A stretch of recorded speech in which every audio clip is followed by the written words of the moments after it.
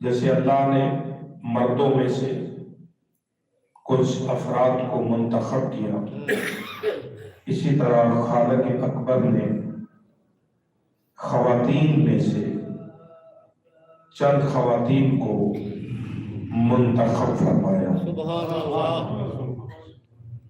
سبحان اللہ۔ اور یہ ہم اپنی جانب سے نہیں کہہ رہے، بلکہ خود رسول خدا نے فرمایا کہ اللہ نے آدم علیہ السلام سے لے کر خاتم کے زمانے تک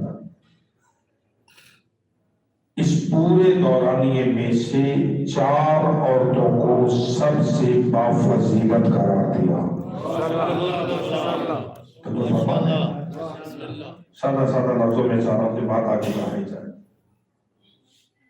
آدم علیہ السلام کے زمانے سے لے کر آج تک، یعنی سرکار رسالت ماہ تک، اللہ نے 4 خواتین کو باکرامت، باعزت، باشرف، باجلالت، باتوقیر قرار فرمایا، اور ان خواتین کو تمام معاشرہ انسانی پر حق کے فضیلت عطا فرمایا۔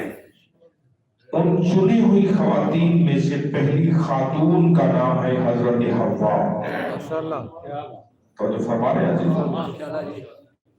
خدا نے اپنی نگاہ قدرت سے جناب حوا سلام اللہ علیہ کو منتخب کیا۔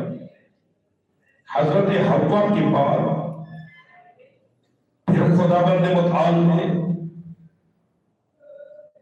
آسیہ بنت مزاحم زن فرعون، جو فرعون کے گھر رہتی تھی، مگر جملہ بدل رہا ہوں میرے ساتھ، اگر آپ چلے تو جشن اسی جملے پہ جشن ہو جائے گا، دقت کیجیے گا۔ رہتی ایک مشرک کے گھر میں تھی، رہتی ایک کافر کے گھر میں تھی، مگر کافر کے گھر میں رہنے کے باوجود آسیہ اللہ کے سلام کی مستحق تھی۔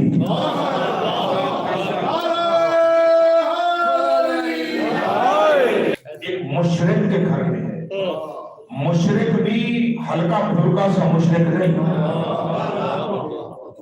بلکہ بڑا تگڑا مشرک، بڑا طاقتور مشرک ہے، جس نے اللہ کے ساتھ ٹکر لے کے کہا کہ انا ربکم الاعلی،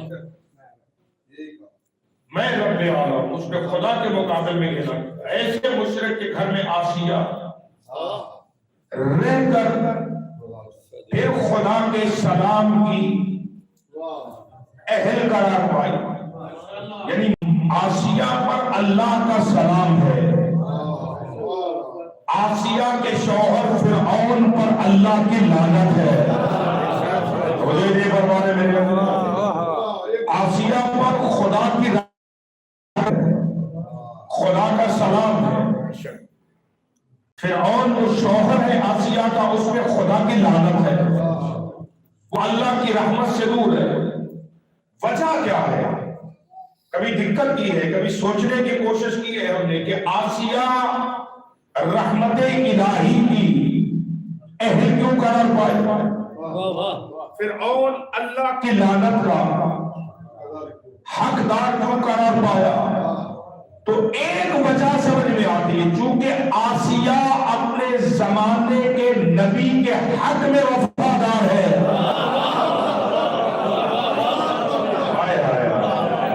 زیادہ آسان نہیں بات ہو سکتی بھائی۔ آسیہ اپنے زمانے کے نبی کے حق میں وفادار ہے، اس لیے اللہ کی رحمت اور اللہ کے سلام کی مستحق قرار پائی، اہل قرار پائی۔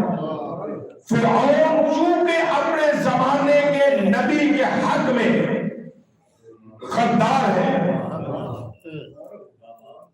وفا نہیں کر رہا، نبی کو مان نہیں رہا، نبی کی جان کا دشمن ہے، اس لیے اللہ کی لعنت کا حقدار قرار پایا۔ یعنی معیار بنا کہ جو بھی اپنے زمانے کے نبی کے حق میں وفادار ہو، زمانہ اس پہ سلام کرے نہ کرے مگر اللہ اس پہ سلام بھیجتا ہے۔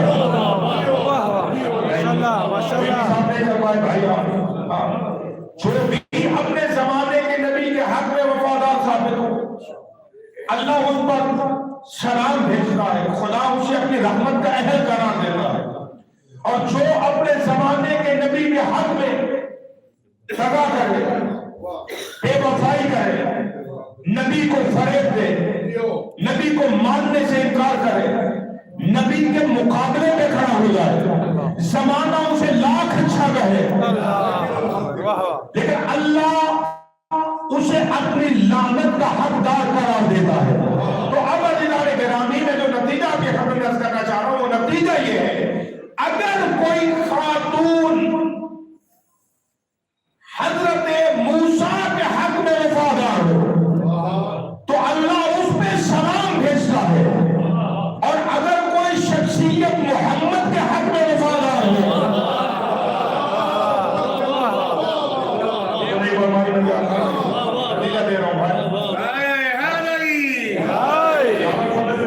بات آگے بڑھے اور بھائی نتیجہ واضح ہو رہا ہے سب کے لیے۔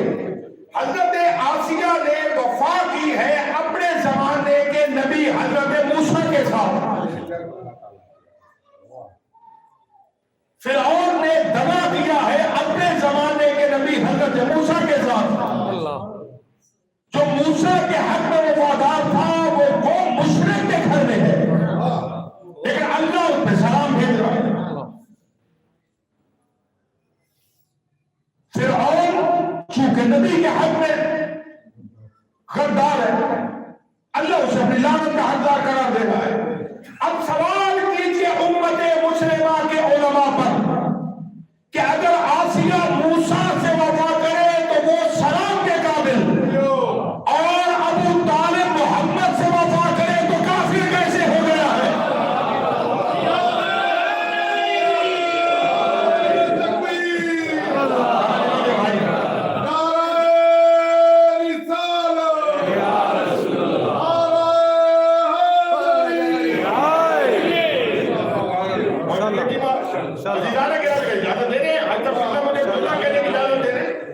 آسیہ نے چونکہ پالا ہے اپنی گود میں حضرت موسیٰ کو،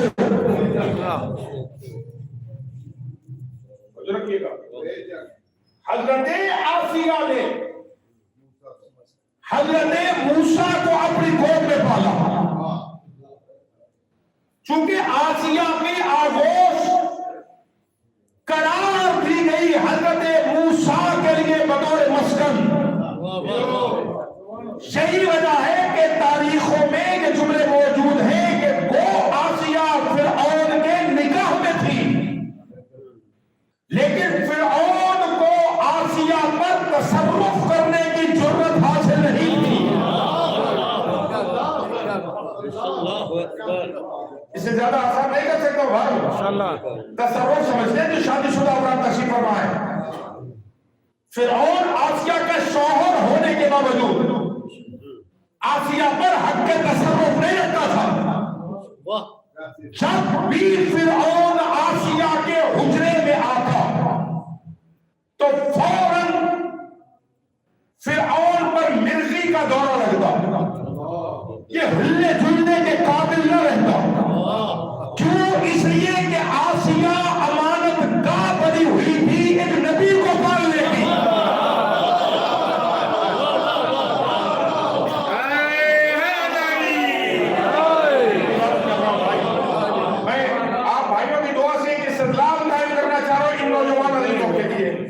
چونکہ اور بھائی آسیہ نے پالنا تھا موسیٰ کو، اللہ نہیں چاہتا تھا کہ کسی کافر کا تصرف موسیٰ کو پالنے والی پہ ہو، تو اللہ امتی نبی کو پالنے والی کو کافر کا ہاتھ نہیں لگنے دیتا، وہ سید الانبیاء کو کسی کافر کی گود میں پالنے کیسے دے گا؟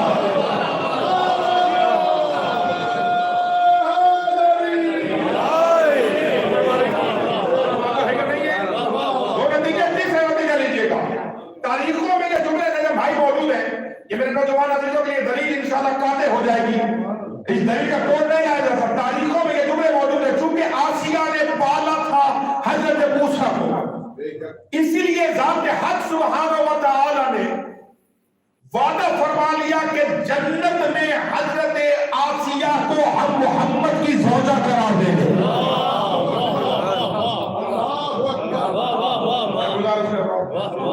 توجہ ہے نا؟